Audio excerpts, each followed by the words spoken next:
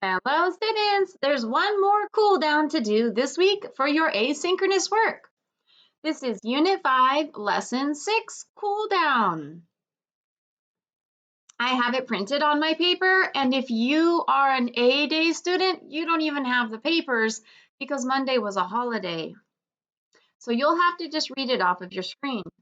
And B-Day students, you do have the papers, but I'm not grading your papers. You need to submit it. Okay, please look at your computer screen where you submit your work. It says Elena starts to walk home from school, but has to turn around and go back because she left something in her locker. On her way back home, the second time, she runs into her friend who invites her to the library to do homework with her. She stays at the library and then heads home to do her chores. And they want you to determine which graph fits Elena's story and determine what the two quantities are. And determine which quantity is a function of which. I don't really like it that they use the word quantities. I wish they would have said variables.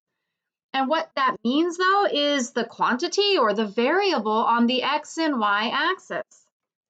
So they show you two graphs, and you have to figure out which one matches this story, but they don't have labels on the axis. So what are the quantities or variables that should be on the correct graph?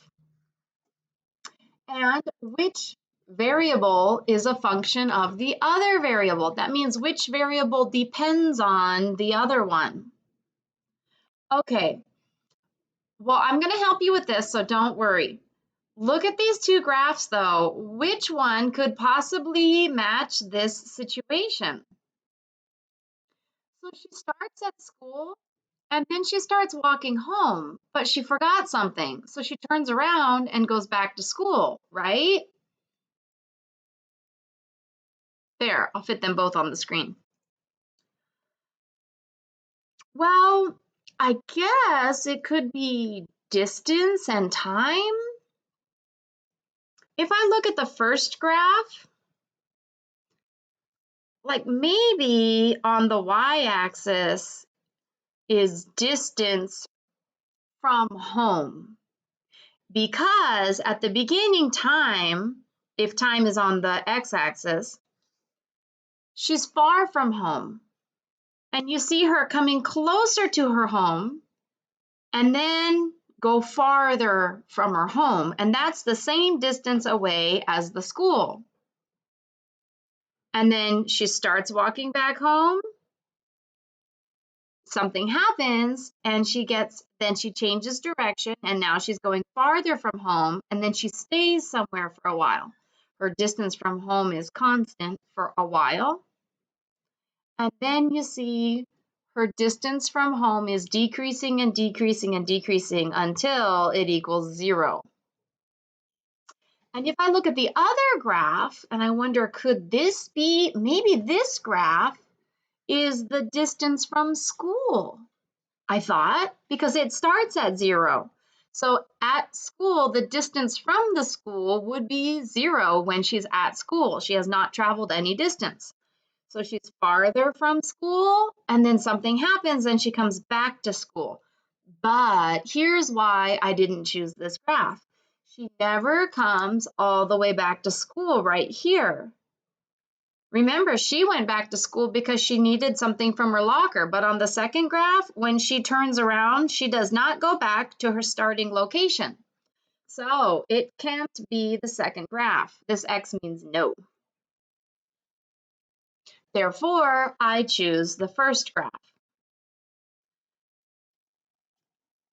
Now on your screen, it says, which graph fits Elena's story, the first graph or the second graph? I choose the first graph. Let's see if I'm right. Yep, I'm correct. Okay, now it asks, what are the two quantities? And I don't really like that word, quantities, because one of the quantities is time. I don't think of time as a quantity. I'd say like as time goes, it's a variable or a value.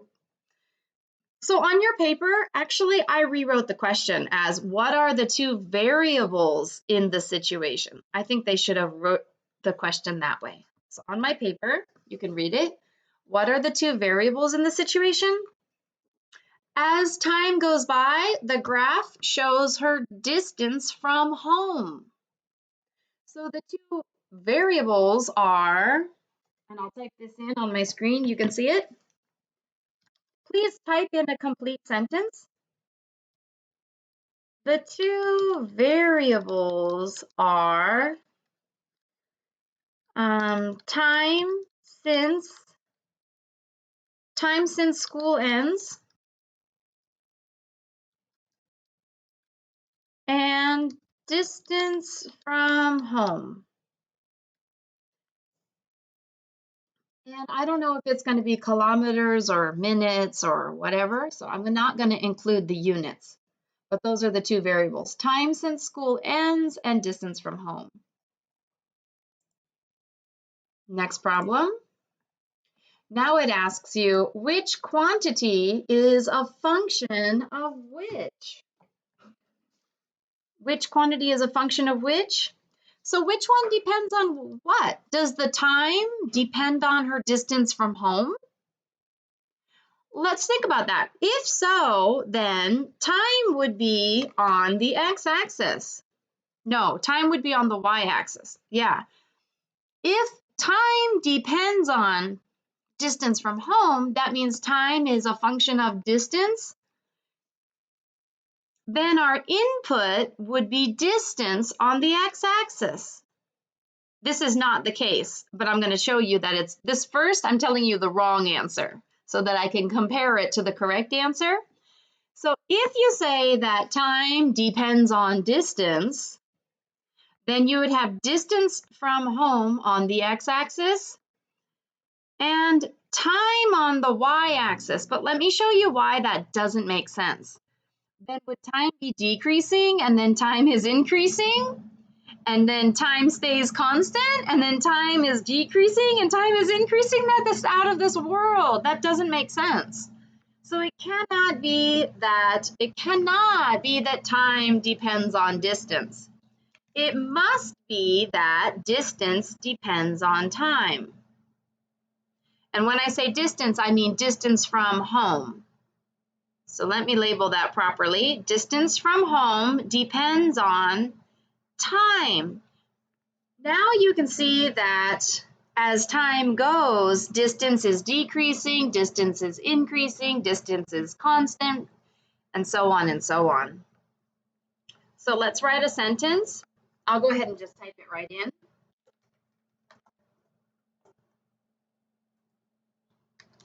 The distance from home is a function of time. Remember, whenever you say is a function of, that means depends on.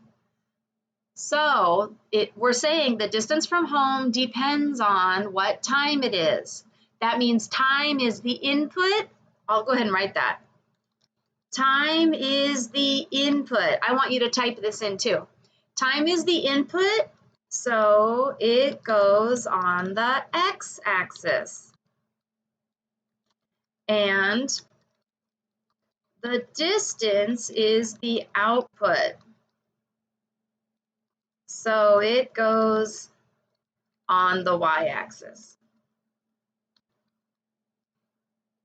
I hope you remember in class, I showed you all the different ways to represent a function. There's the description, input-output diagram, the table of values for the function, a graph of a function, an equation for a function. So what you've done in this problem is you've been given the graph. Well, you had to figure it out. You chose the graph. Then you decided what the variables are, and you wrote the description. The distance from home is a function of time. You wrote the description. Good job for that. And also put on there that time is the input, so it goes on the x-axis. You know what? I should help you even better than that. Time is the input, which means independent variable. I want to make sure you remember that. Time is the input, independent variable. So it goes on the x-axis. And the distance is the output, dependent variable. So it goes on the y-axis. Please type it in just like you see on my screen to help you remember and learn these vocabulary words. Hopefully your spelling's better than mine. There. I can even look at a misspelled word and it takes me a minute to figure out what's my mistake. I'm not that good with letters. And submit your answer and finish the assignment. Good job, guys. I'll be reading your work